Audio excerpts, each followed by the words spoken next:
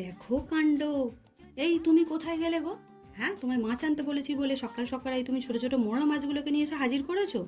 তোমায় না কতবার বলেছি কাজের সময় এই মাছগুলোকে একদম আনবে না।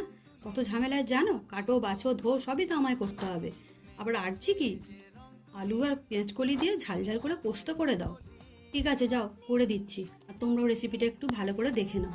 প্রথমে মোরলা মাছের পেট থেকে সব নোংরা বার করে নিয়ে ভালো করে ধুয়ে নুন হলুদ মাখিয়ে দু পিঠ ভেজে নিয়েছি।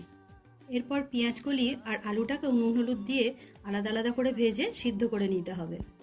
এদিকে একটা মশলা তৈরি করে নিতে হবে, যাতে আমি শুকনো লঙ্কা, কাঁচা লঙ্কা, সাদা সর্ষে, কালো সর্ষে, 2 চামচ পোস্ত আর কিছুটা নুন দিয়ে ভালো করে বেটে নিয়েছি।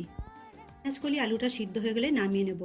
কড়াইতে আবার তেল দিয়ে তাতে কালো জিরে, কাঁচা লঙ্কা, টমেটো ফোড়ন দিয়ে মশলাটা দিয়ে একটু কষিয়ে নিতে হবে। একটু সামান্য জল দিয়ে ভেজে রাখা মোরলা মাছগুলো দিয়ে দেব। সব কিছু ভালো করে ফুটে গেলে সামান্য ধনেপাতা দিয়ে নামিয়ে নেব। আর নামিয়ে নিয়ে 2 চামচ সর্ষের তেল দিলেই রেডি।